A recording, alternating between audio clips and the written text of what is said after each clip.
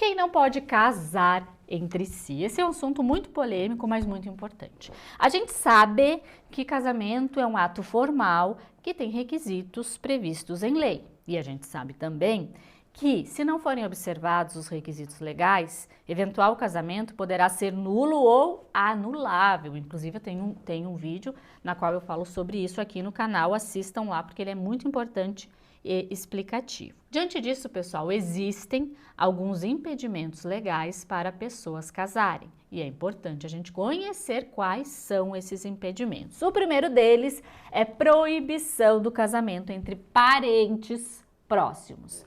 O nosso Código Civil estabelece que algumas espécies de parentes, por assim dizer, não pode casar. São eles: ascendentes e descendentes. Não podem casar avós, filhos, netos, bisnetos, até porque seria algo que não confere uma segurança em termos de saúde, né?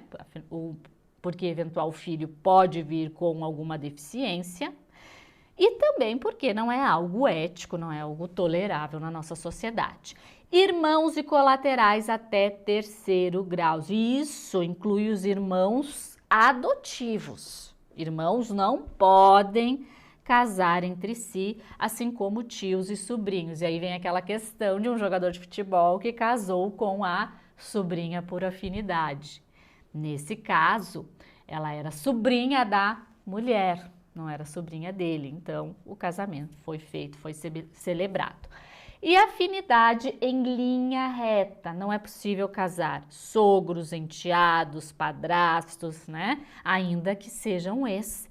E às vezes vem esse questionamento, por mais absurdo que pareça, é possível casar com meu ex-padrasto? Não, não é possível, né?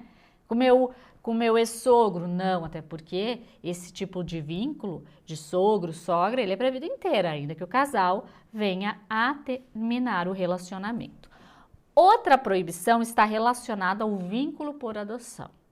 Uma pessoa adotada acaba adquirindo um parentesco exatamente igual ao filho biológico. Logo, essa pessoa adotada, ela não pode casar com descendentes do adotante, com o adotante, né? Por quê? Porque a gente usa as mesmas regras do filho biológico para o filho adotivo. No momento em que se cria aquele parentesco, ainda que por adoção, para a lei, aquele parentesco deve prevalecer e as regras correlatas devem ser observados, porque o filho adotivo é equiparado ao filho biológico. O parentesco é o mesmo, os direitos e as obrigações também. Casos de bigamia, uma pessoa que é casada, não se separou, não pode constituir novo casamento.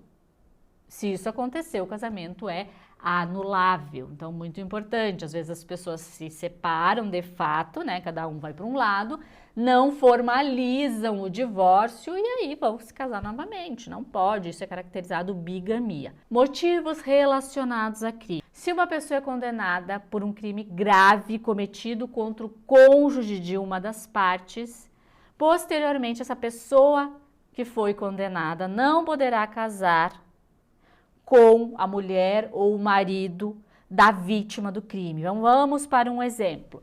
Vamos imaginar que o Joãozinho mata o Mário, que é casado com a Maria. O Joãozinho não vai poder depois casar com a Maria. Eles são proibidos pela lei. Esse casamento não pode acontecer, que é justamente para evitar que aquela pessoa que comete um crime grave tenha, de uma certa forma, uma recompensa. Menores de idade sem consentimento. A gente sabe que o menor de idade, para casar, precisa da autorização dos pais ou dos responsáveis legais.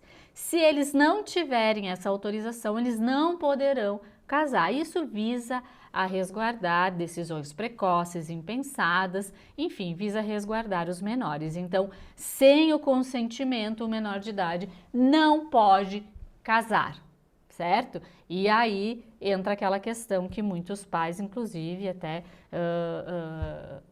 brigam com os filhos porque impedem certos casamentos, porque os pais, na realidade, sabem que determinados relacionamentos são muito precoces, que o filho ou a filha não está preparado para aquele relacionamento e eles acabam impedindo, né? E isso gera muitos conflitos familiares. Mas é importante ter em mente que uma pessoa menor de idade, às vezes, não tem o discernimento necessário para decidir a respeito de um casamento.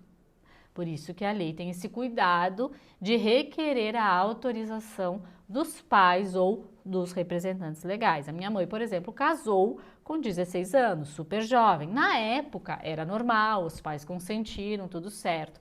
Só que hoje em dia isso é mais raro acontecer, né? E também os pais têm uma certa cautela maior. Então é importante os filhos que às vezes se revoltam contra os pais lembrar que os pais estão pensando sempre pelo bem-estar. E também não é possível casamento entre pessoas sem plena capacidade. Ou seja, aquela pessoa que não está no seu juízo perfeito, ou que não tem condições mentais de tomar uma decisão, que não tem condições de saber se aquilo que ele está fazendo realmente é o ideal. Essas pessoas não podem casar. Um casamento celebrado com uma pessoa que não está em condições, ele pode ser anulado. Então é muito importante lembrar que pessoas que não têm condições, plena capacidade para manifestar a sua vontade, não pode casar, porque está fazendo algo ali que não tem consciência.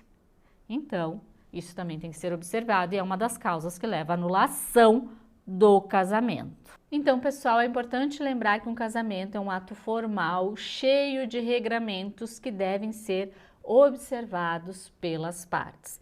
Tem situações que tornam o ato anulável e outras que tornam o ato totalmente nulo. Portanto, é muito importante buscar orientação jurídica antes do casamento e celebrar o ato de modo que ele seja válido e que não dê margem para discussões. Ainda sobre esse assunto, eu vou deixar o link aqui de um vídeo na qual eu falo sobre casamento nulo e anulável. Assistam lá.